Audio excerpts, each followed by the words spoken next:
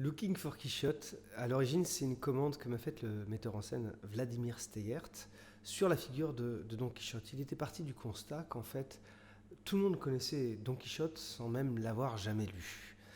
Euh, Moi, voilà ce qui m'intéresse dans Don Quichotte, c'est que c'est un homme qui arrive à créer les choses par les mots.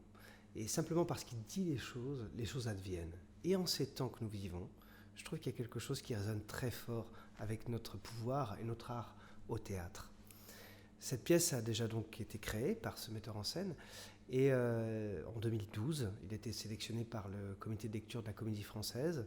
Il a eu son petit bonhomme de chemin, il a été remonté ensuite à différents endroits et j'ai décidé cette année de le mettre en scène dans ma version qui est une version un peu avec un point de vue de mise en scène, une version rock and roll des choses. Dans ma version, Quichotte est un chevalier rocker.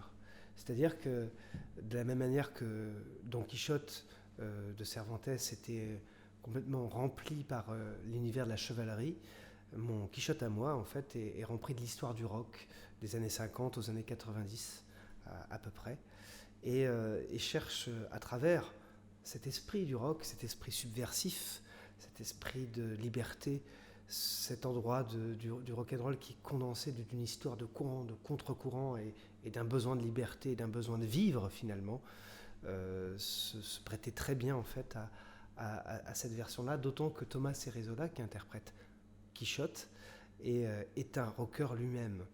Voilà. Et donc c'est une deuxième semaine de résidence que nous avons avoir l'occasion de faire à la baignoire. Et nous en proposons une sortie les 16 et 17 octobre. Jauge limitée. Le 16, je crois, est déjà complet.